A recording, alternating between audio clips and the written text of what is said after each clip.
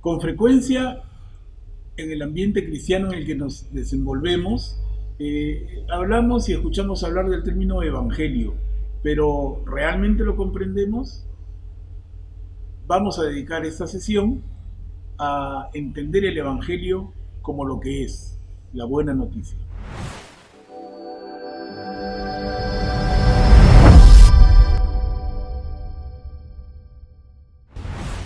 Entonces, queridos amigos, empecemos por desarrollar la idea de qué significa el término evangelio. Escuchamos, decíamos con frecuencia hablar del término evangelio, pero ¿qué significa? ¿A qué se refiere? En primer lugar, debemos dejar claro que el término proviene del griego euangelion. Euangelion, que quiere decir buena noticia. ¿Y cuál es esa buena noticia?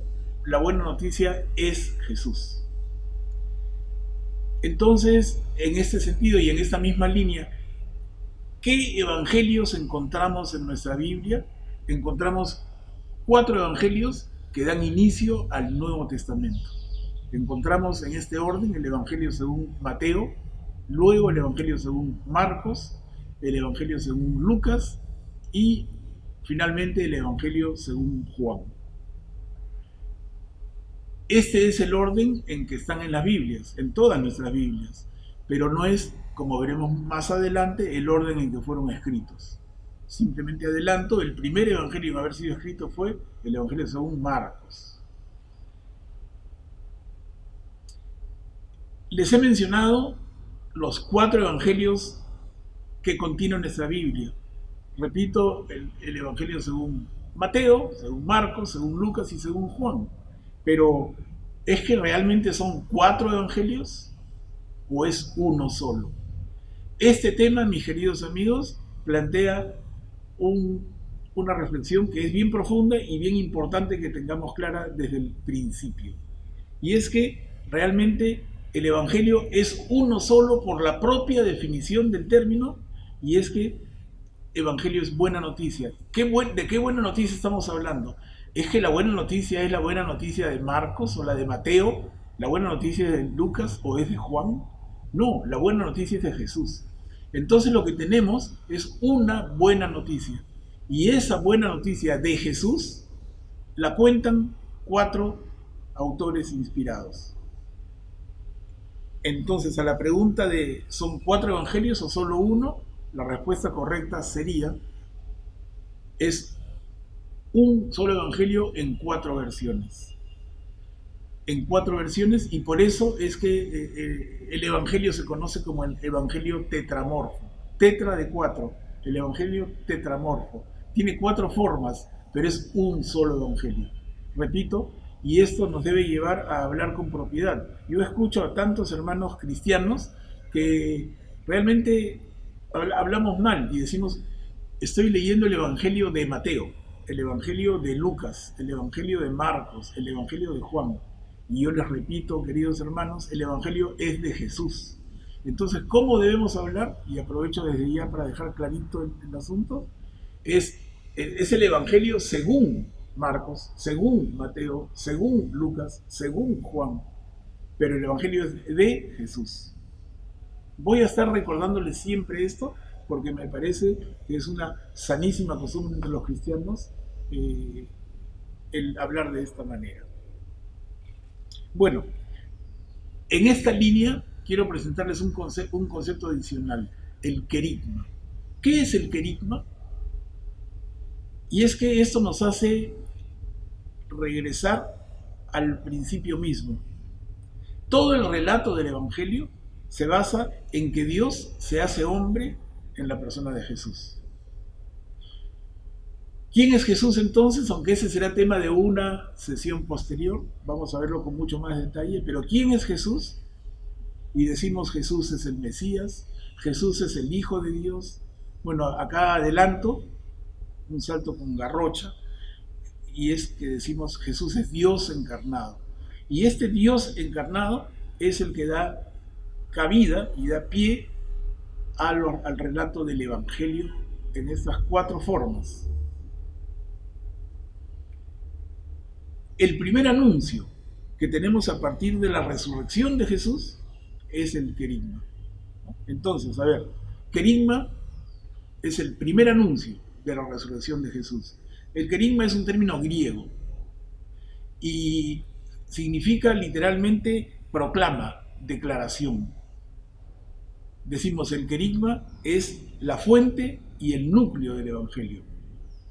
En él se sustenta todo. A partir de él se construye todo el Evangelio. Los apóstoles, los discípulos que siguen a Jesús, no van a entenderlo sino hasta luego de su resurrección. ¿En qué consiste el querigma entonces? Para centrar la idea, consiste en el anuncio que hicieron los discípulos de Jesús en que el que había sido crucificado ha resucitado. Esa simple frase, esa corta frase, pero tan fuerte en la fe cristiana, el que había sido crucificado ha resucitado, eso es, hermanos, el querigma. Y en ese sentido, el papel de la resurrección. Y es que, de no haber sido por la resurrección de Jesús y la fe que este acontecimiento produjo en sus discípulos, no habría querigma y por tanto no habría evangelio.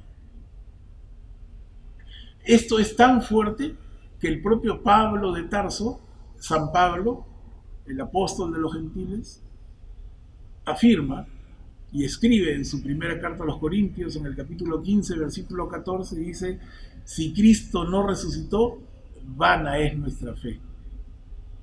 Valoremos la fuerza de esta frase. Si Cristo no resucitó, nuestra fe es inútil. Si Cristo no resucitó, nuestra fe no sirve para nada. Miren la fuerza que tiene este argumento, y nada menos que de San Pablo. Entonces, debe quedarnos claro que es a partir de la fe que la resurrección de Jesús suscita en sus discípulos que se reflexiona, se comprende y se interpreta la vida de Jesús. ¿Qué se predicó? Entendamos que en la prédica hay como que dos momentos. Jesús predica y luego sus discípulos predican. ¿Qué predica Jesús durante su vida pública? Jesús predica el reinado de Dios. Y lo vamos a ver con mucho más detalle luego, pero desde el primer evangelio, el evangelio según Marcos, las primeras palabras de Jesús: el reino de Dios está cerca, conviértanse y crean en la buena noticia. Jesús viene a predicar el reino de Dios, el reinado de Dios. Pero los discípulos, después de la resurrección, predican a Jesús. Una sutil pero importante diferencia, ¿no? Jesús habla del reinado de Dios y los discípulos hablan de Jesús. Y esto da pie a dos tradiciones. La tradición de Jesús, en que Jesús se centra en la manera en que él entiende a Dios y a su reinado, al hombre y a la ley, y por eso pedía la conversión de todos.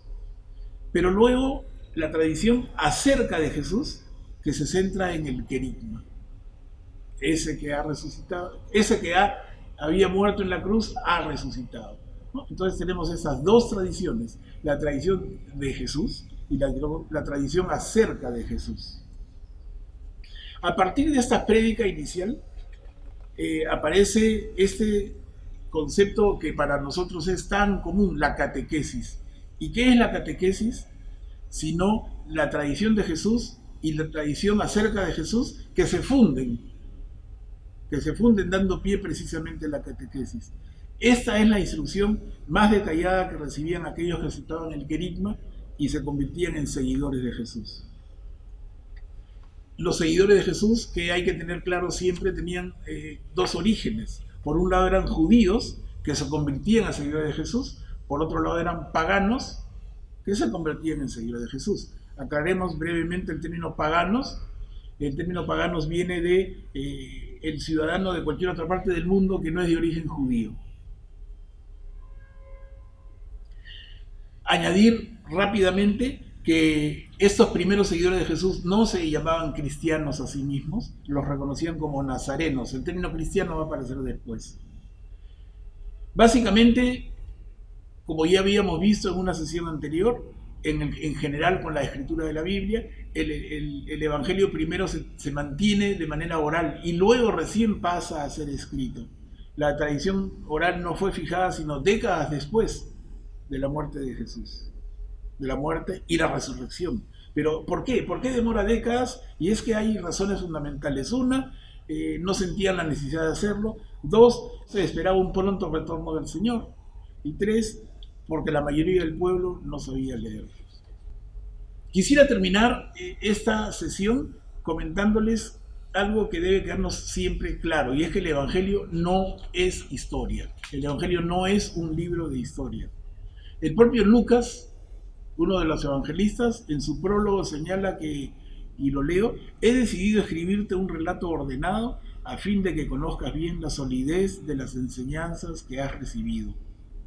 Juan, otro evangelista, nos dice, estas señales que hizo Jesús quedan escritas para que crean que Él es el Mesías, el Hijo de Dios, y para que creyendo tengan vida por medio de Él.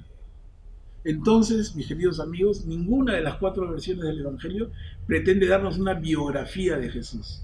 No son libros de historia, repito.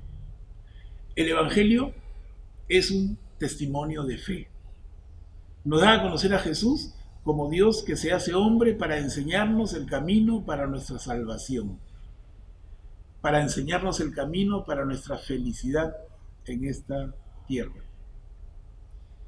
Entonces, concluimos con que el Evangelio no es otra cosa que una buena noticia, es una excelente noticia. ¿Y cuál es esa noticia? Esa noticia es que Dios se ha hecho hombre y puso su morada entre nosotros.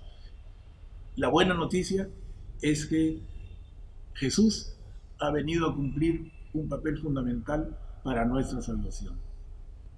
Les agradezco su atención y tenemos la invitación abierta para la próxima semana con el tema de ¿quién es mi prójimo?